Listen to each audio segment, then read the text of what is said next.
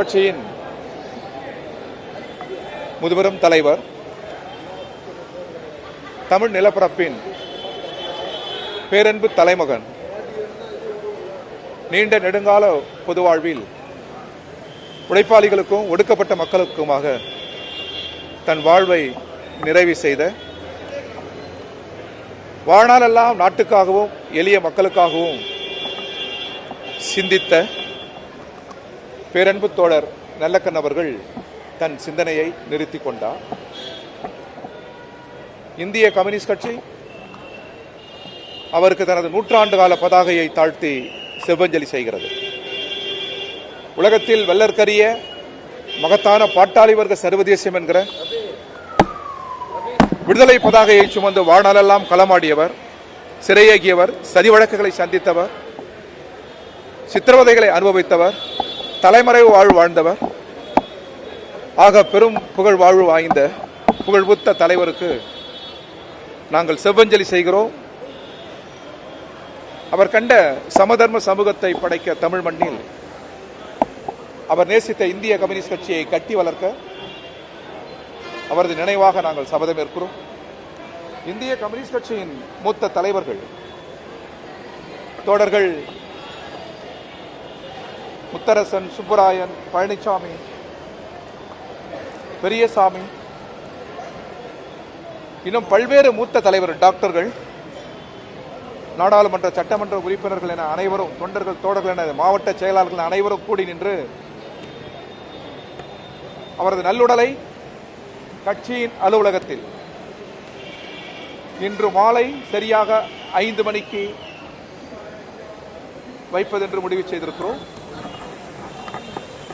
பொதுமக்கள் பார்வைக்காக மறுநாள் பிற்பகல் 3 மணி வரை அது கட்சியின் தலைமை அலுவலகம் பால நிலத்தில் வைக்கப்படும். பின்னர் பொதுமக்களின் மரியாதைக்கு பின்னர் 3 மணிக்கு அங்கிருந்து 3 மணி வரை வைக்கப்படும். பின்னர் 3 to 5 மணிக்குள் தமிழகம் முழுவதும் இருந்து வந்திருக்கிற கட்சி தோழர்களின் அணிவகுப்போடு, இந்திய கம்யூனிஸ்ட் கட்சியின் செந்தொண்டர்களின் அணிவகுப்போடு அவரது நல்லுடல், புகழுடல் ராஜீவ்காந்தி தலைமை மருத்துவமனையிடம் சென்னை மருத்துவக் கல்லூரியில் ஒப்படைக்க இருக்கிறோம். அவரது உடல் ஏற்கனவே எழுதி வைத்தபடி அவரது உடலை வழங்கியிருக்கிறார். ஆய்வுக்காக, மருத்துவ ஆய்வுக்காக வழங்கியிருக்கிறார். இந்த நேரத்தில் நீங்கள் அனுமதிக்க வேண்டும். இந்திய கம்யூனிஸ்ட் கட்சியின் சார்பில் இருகரம் கூப்பி, மருத்துவர்கள் கடமை என்றாலும் மருத்துவர்களுக்கு நாங்கள் நன்றி கூற வேண்டிய அவசியம் இருக்கிறது. அதன் ஊழியர்களுக்கு நன்றி கூற வேண்டிய அவசியம் இருக்கிறது. அவர்கள் தங்களாலான அனைத்து முயற்சிகளையும் செய்தார்கள், பாடுபட்டார்கள். காலையில் சொன்னது போல் ஆர்என்கேக்கு அருகில் சாதாரண மக்கள், ஏழை மக்கள், எளிய மக்களும் இருந்தார்கள். ஆர்என்கேக்கு எத்தகைய சிகிச்சை நடைபெற்றதோ அதே சிகிச்சை அந்த எளிய மக்களுக்கும் மருத்துவர்கள் வழங்கினார். எனவே உயிரில் அவர்களுக்கு எந்த பாகுபாடும் இல்லாமல் மகத்தான சேவை புரிகிறார்கள். இதுபோல் ஒரு மருத்துவமனை இல்லை, இதுபோல் அரசு மருத்துவர்கள் இல்லை என்பது போல் நினைக்க தோன்றுகிறது. அவர்களுக்கும் கரங்குப்பி வணக்கத்தை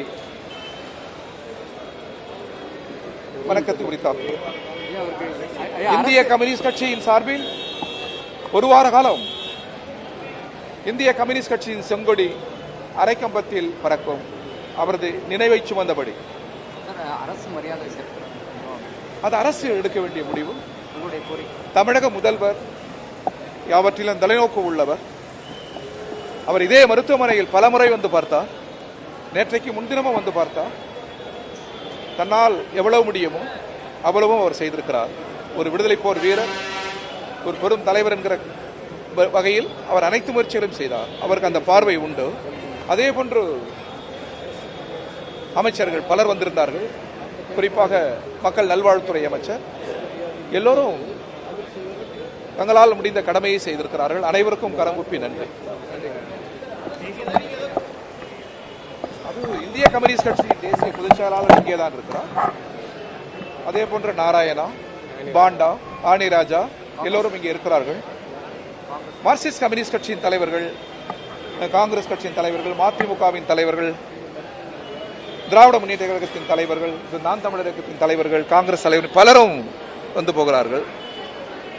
மனிதநேய மக்கள் கட்சி, தேசிய லீக், கட்சிக்கு அப்பால் அறிஞர்கள், நல்லறிஞர்கள், பலும் சிந்தனையாளர்கள் பலரும் வந்தவண்ணம் இருக்கிறார்கள். அவர் நல்லுடலுக்கு மரியாதை செய்ய இன்னும் நல்லுடலத்திற்கு வரக்கூடும். அது பற்றி விவரங்கள் இல்லை. அது பற்றி விவரங்கள் எங்கள் கட்சியின் மாநில கேரளாவில், ஆந்திராவிலிருந்து வருவார்கள். எத்தகைய விவரங்கள் இருந்தாலும் அது பத்திரிகையாளர்கள், ஊடக நண்பர்களிடம் பகிர்ந்து கொள்ளப்படும். அனைவருக்கும் நன்றி. இல்ல, அது முதல்வருக்கு யாரும் சொல்ல வேண்டிய அவசியம் இல்லை. ஒவ்வொரு தேசபக்தர்களையும், நாட்டுக்கு உழைத்த ஒவ்வொருவரையும் கௌரவிக்கிற அந்த தொலைநோக்கு பார்வை தமிழக முதல்வருக்கு உண்டு. எனவே அதை செய்வார் என்ற நம்பிக்கை எங்களுக்கு.